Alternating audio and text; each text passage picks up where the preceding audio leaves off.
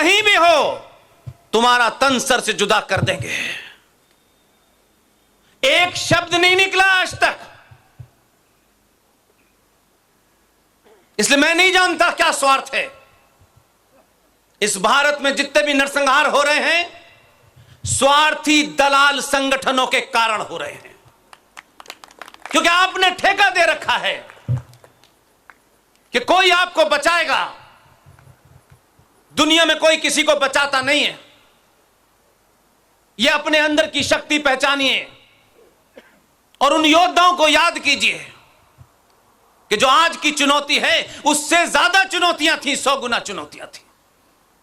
तब भी उन्होंने अपने बीच से बहादुरों को चुना।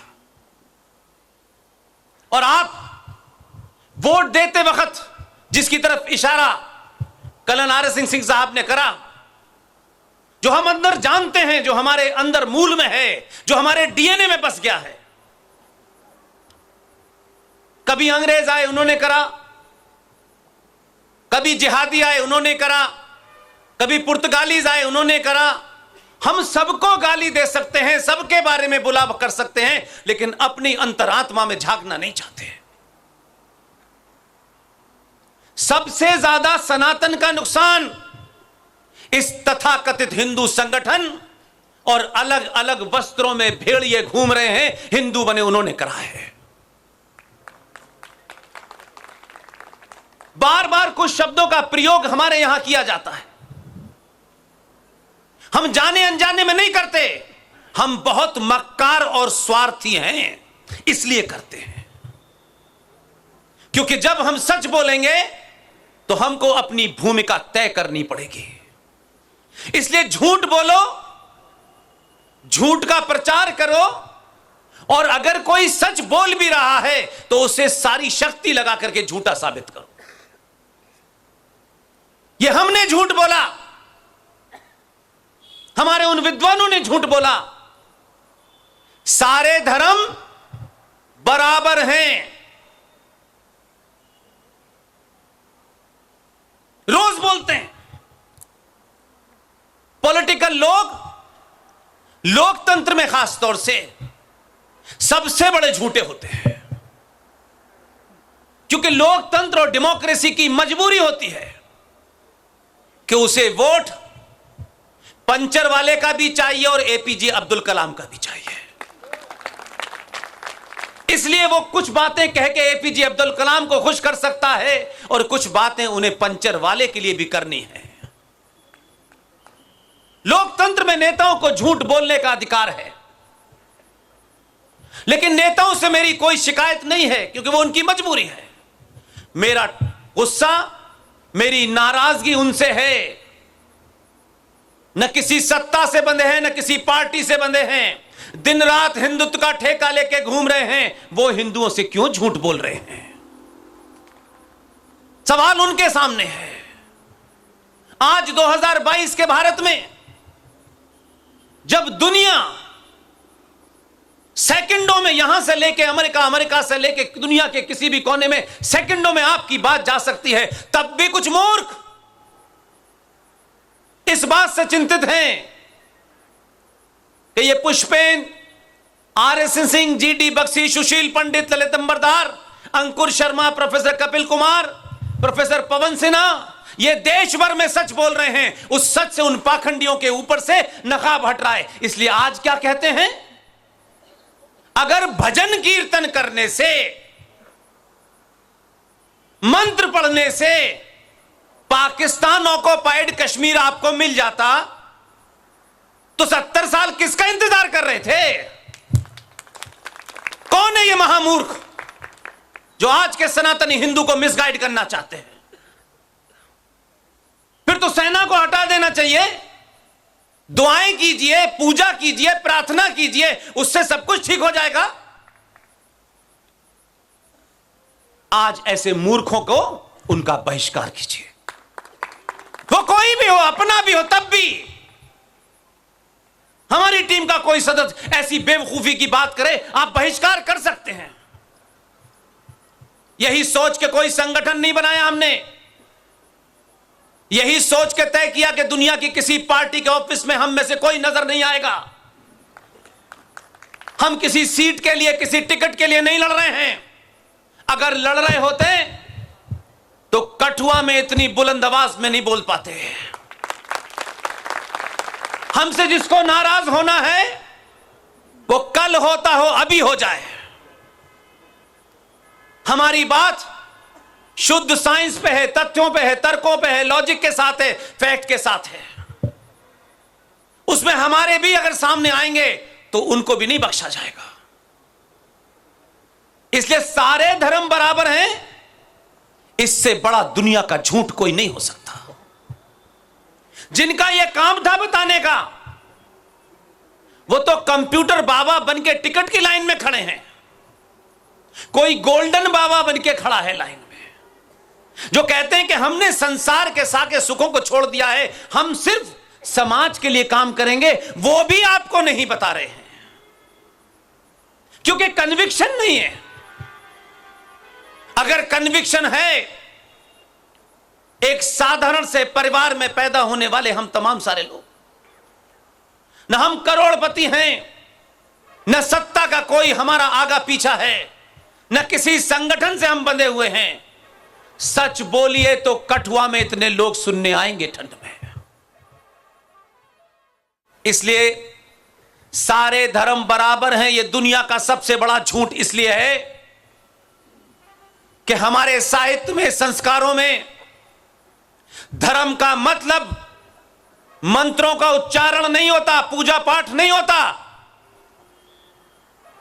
हमारे साहित्य में धर्म का मतलब होता है आपका दायित्व, आपकी ड्यूटी।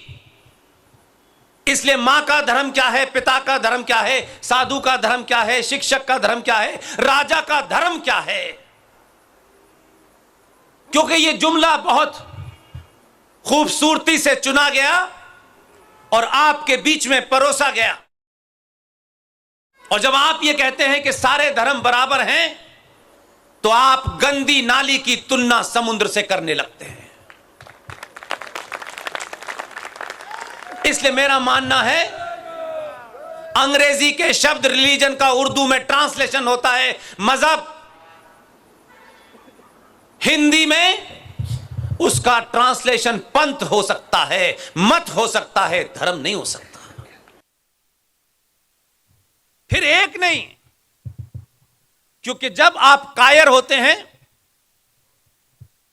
जब आपके अंदर लालच आता है, जब अपना जीवन आप इस तरह जीते हैं कि कोई हमसे खुश हो जाए, कोई हमसे नाराज ना हो, तो पहली उसकी सीढ़ी होती है कि लालची आदमी दिन भर इस गफलत में रहता है कि मुझसे कोई भी नाराज हो गया तो मेरा नुकसान हो जाएगा। और वही लालची आदमी समाज में कुछ मिल जाए, किसी के जूते उठाने से मिल जाएं, किसी के स्कूटर के पीछे भागने से कुछ मिल जाए, कायर हो जाता है। और कायर आदमी अपने शत्रु का सामना नहीं करता, उससे समझौता करता है। हम अपनी आंखों के सामने देख रहे हैं, हम समझौता कर रहे हैं अपनी मां के ऊपर, अपनी बहन के ऊपर, अपने परिवार के ऊपर, अपने घर के ऊपर, अपने समाज के ऊपर और अपने राष्ट्र का सौदा कर रहे हैं। क्योंकि हम बहादुर को नहीं चुनते। हम घर में तस्वीर सुभाष चंद्र बोस की नहीं लगाते, क्योंकि सुभाष चंद्र बोस अगर बेटा बन गया तो हमें क्या फायदा होगा? फिर तो घर बर्बाद हो जाएगा, क्रांति आ जाएगी घर में। हमें तो दुनिया के जितने भी भौतिक सुख हैं वो मिलने चाहिए, इसी को हम तरक्की मानते हैं।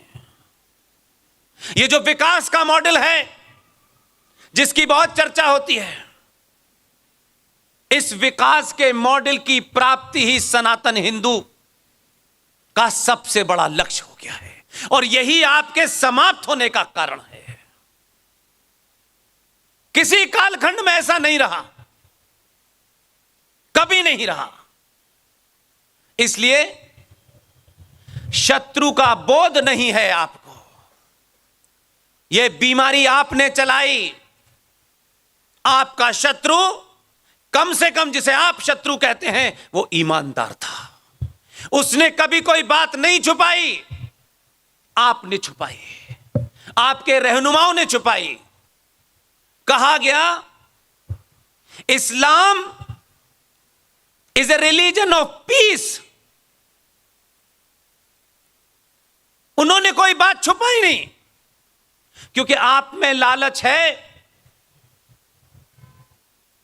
कि अगर अब्दुल्ला भाई खुश हो जाएंगे तो मंत्रिमंडल में जगह मिल जाएगी। इसलिए उन्होंने नहीं कोई बात छुपाई आपसे। वो साफ साफ कह रहे हैं, उन्होंने साफ बताया religion, Islam is a religion of piece. आपने स्पेलिंग गलत समझ ली, इसलिए आप भुगत रहे हैं। यह पूरे दुनिया के अंदर ऐसा नहीं हुआ है कि कृष्ण भड़वार मारा गया,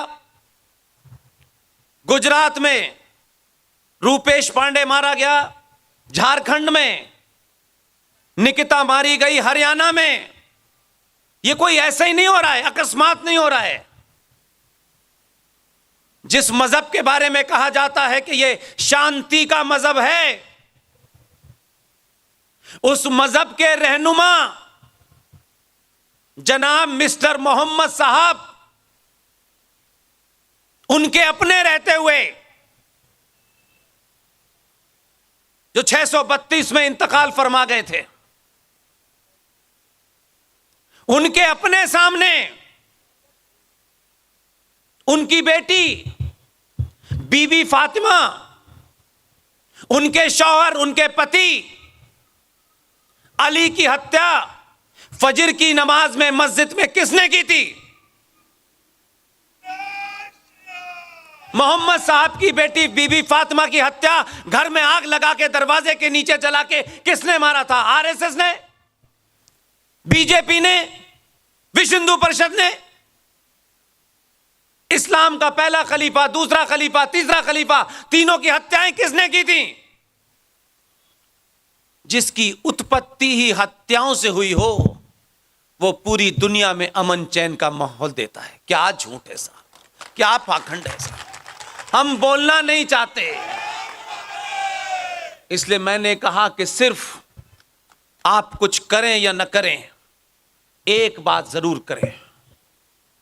अगर आपने अपने जीवन का आज का दिन हम जैसे साधारण लोगों के लिए सुनने के लिए आपने समय निकाला है, तो आप हमारी किसी भी बात को जो इस मंच से कही गई, जब तक आप जितने भी दुनिया में रेफरेंसेस और सोर्सेस हैं, उनको जब तक कसौटी पे कस करके आपको यकीन ना हो जाए कि मंच पे से बात करने वाला कर्नल आरएसएन सिंह, पुष्पेंद्र कुमार, अगर हमारी बात सच है, तो मैं आपसे सिर्फ एक ही बात चाहता हूं, तय करिएगा कि आज के बाद हम किसी कीमत पर झूठ नहीं बोलेंगे।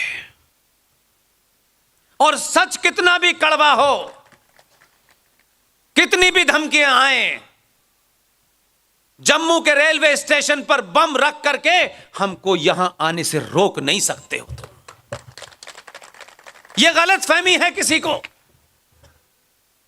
कि वो सनातनी को डरा सकते हैं। और मुझे अफसोस है कि आपको डरा कौन रहा है?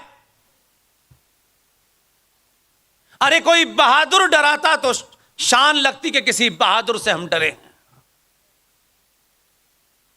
जिनके मां बाप ने तलवार के जोर पे शलवार पहन ली हो, वो डरे हुए हमको डराएंगे? जो शलवार में अपने पुरुषार्थ को छुपा करके भाग गए हो, जो भगवान दास से गुलाम नबी हो गए हो, वो हमें डराएंगे? हमारे पूर्वज जब नहीं डरे तो अब हम डरेंगे। ये भाव अपने अंदर पैदा कीजिए। कौन आपके पूर्वज हैं और सच को जानिए। ये ऐसा नहीं है कि जिस सच को छुपाया गया इस देश में, वो सच को बाहर निकलने में समय लगा, लेकिन जितना गहरा दबाया गया उतनी ही ताकत से बाहर निकला। और मैं आप सबके बीच में आकर के हर जगह एक बात कहता हूं। न हमने सुभाष को देखा, न सावरकर को देखा, न पटेल को देखा, लेकिन वर्तमान दौर में आपको कुछ न कुछ ऐसा करने का समय ने मौका दिया है कि आप तय करें कि फूल वाले चाचा बनना है या सरदार पटेल बनना है। भूमिका आप तय करें। अगर आज आप अपनी भूमिका तय नहीं करेंगे, कुछ भौतिक सुख होगा, कुछ जिंदा रहने की चाह होगी। याद रखिएगा, जो समाज जिंदा रहने की चाह में हर दिन मरता है, और कुछ लोग ऐसे हैं कि जिन्हें मरने का फन आता है, उन्हें कोई मार नहीं सकता। मरना सबको है, एक ना एक दिन सबको मरना है। और जब मौत निश्चित है तो महबूबा और अब्दुल्ला से डर किस बात का है। अगर झुकना है, पैर ही पकड़ने हैं। अगर यही तय कर लिया है आपने और आपकी 70 साल में कमर झुक गई है, किसी के भी पैर पकड़ लेते हैं आप। जिस दिन सनातनी हिंदू अपनी मां के पैर छू लेगा, दुनिया में किसी के पैर छूने की जरूरत नहीं पड़ेगी। और यह साइंटिफिक बात है, कोई भावनात्मक बात नहीं कह रहा हूं मैं। जो मां आपको जन्म देती है, आपके शरीर में उसका खून और उसी का अंश होता है। मैं अपने निजी अनुभव से कह रहा हूं, मां के पैर छूने से, जिसे आज आप एक शब्द के नाम से जानते हैं, साइंटिफिक टेम्परामेंट होना चाहिए। हमें साइंस की बात करनी चाहिए। हमें यह अंधभक्ति की बात नहीं करनी चाहिए। यह हमारे बड़ों की गलती है कि उन्होंने आपको सच नहीं बताया। इस कारण शायद उन्हें लगता था यह महत्वपूर्ण नहीं है। शायद भर में कार, बड़ा मकान, बड़ी नौकरी, यही जीवन का ध्येय है। कश्मीरी हिंदू पंडित, कश्यप ऋषि के वंशज बड़े बड़े ज्ञानी थे, विद्वान थे, पैसे वाले थे। ना उनकी शिक्षा ने उन्हें बचाया, ना उनके ज्ञान ने उन्हें बचाया, ना उनके पैसे ने उन्हें बचाया। ये तमाम तंत्र जीवन के माध्यम हो सकते हैं, ये लक्ष्य नहीं है। इसलिए मां के पैर जो छूता है, उसके पैर छूने से जैसे प्लग लगाने से बिजली जल जाती है, वैसे ही आपके शरीर में उसकी शक्ति का प्रभाव होता है। और तब आप उस मां को, जिसको आप भारत माता कहते हैं, उस शक्ति के संचार से मैं आपके सामने, कोई कहता है कि दिल्ली में भाषण दे दिया, हमने हर उस गद्दार के घर जाके भाषण दिया जो कहता था, जो बात हमारे साथी विशाल ने कहा, योगी और मोदी चले जाएंगे तो तुम्हें कौन बचाएगा। गलत फहमी के शिकार हो बहुत गलत फहमी के शिकार हो। तुम कहते हो, हम नहीं कहते, तुम्हारा मानना है ये। ये पूरा ब्रह्मांड, ये पूरी कायनात, ये पूरा यूनिवर्स तुम्हारा मानना है कि इस कायनात को कोई चला रहा है, और जो चला रहा है उसकी मर्जी के बगैर पत्ता नहीं हिलता। यह उनका मानना है, हम भी मानते हैं। हम इसलिए आज भी आश्वस्त हैं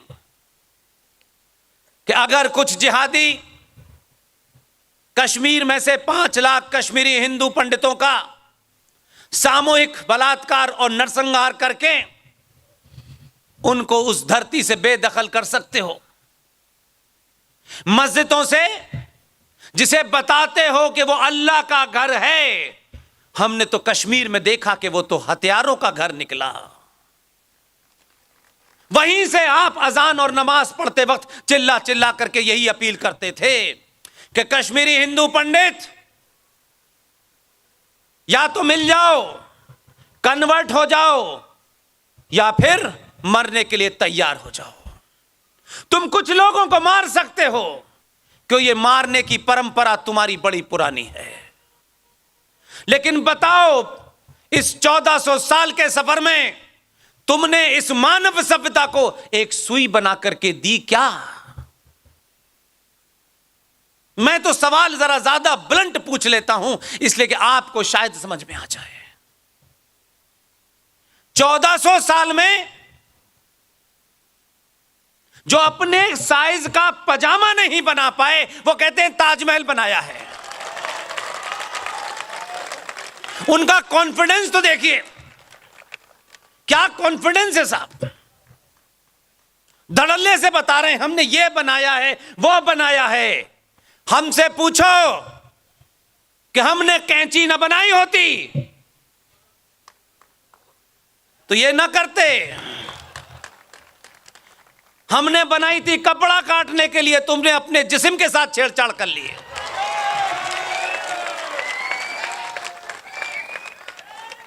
हमारी गलती नहीं है। बंदर को उस्तरा दे दो तो अक्सर ऐसे ही करता है। और तुम कहते हो अब हम मुसलमान हो गए, मुसल्लत ईमान है। हम मानते हैं कि पत्ता उसकी मर्जी से नहीं हिलता, हम भी कहते हैं भाई नहीं हिलता। तुम्हारा ये यकीन है, कहते हो हम इसके अलावा किसी पर यकीन नहीं करते, हम भी कहते हैं यकीन करो, पूरा करो। अगर उसकी मर्जी से पत्ता नहीं हिलता तो फिर उसकी मर्जी से ही तो मोदी आया है। कुरान मजीद में एक जगह फरमाया गया है, साफ साफ फरमाया गया है कि ऐ मेरे मानने वालों, यह सरमन है कि तमाम जो मेरे ऊपर यकीन लाए हैं, जो मुझे मानते हैं, जो अल्लाह ने तुम्हें मैसेज दिया है, अगर तुम्हारा यकीन उस पे है तो इस दुनिया में जमीन पर मैं तुम्हें भेज रहा हूं, लेकिन जमीन पर जाने के बाद तुम्हें 1 2 3 4 5 6 7 8 9 10 ऐसे करके बहुत सारे डायरेक्शन दिए हैं। अगर तुमने जमीन पे, धरती पे जाकर के मेरे बताए हुए रास्ते से तुम हटे, यह उनके हिस्सा है। जो लोग ठेका लेके घूम रहे, हमने पूरा पढ़ा है। यह लाइन भी पड़ोसी में लिखी है, क्योंकि मुझे कठुआ अलीगढ़ मुस्लिम विश्वविद्यालय में शिक्षा देकर के अल्लाह मियां ने आज भेजा है। उसी में लिखा है कि मेरे बताए रास्ते से अगर तुम हट गए तो मैं इसी जमीन पर ऐसे लोग भेजूंगा जो तुम्हें रास्ते पे ले आएंगे। अब अल्लाह मियां ने जब यह फरमाया था तब नहीं बताया था कि 2014 में आएगा, वो नहीं बताया था, लेकिन उन्होंने ट्रायल बेस पे भेजा था 14 में। बार बार याद कराया कि कुरान मजीद की वो लाइन पढ़ो जहां मैंने ये लिखा है। वो जो जोकर है, ऊंचा पजामा लंबी शेरवानी पहन के घूमता है, उसको भी मैंने कई बार कहते हुए सुना कि ये फरमाया तो गया है, लेकिन जब नहीं माने 14 वाले के पीछे पड़ गए, इसे हटाएंगे। कोई सुपारी यहां दे रहा है, कोई पाकिस्तान में दे रहा है, कुछ पागल वहां ISI से बात कर रहे हैं, मोदी हटाने में हमारी मदद करो।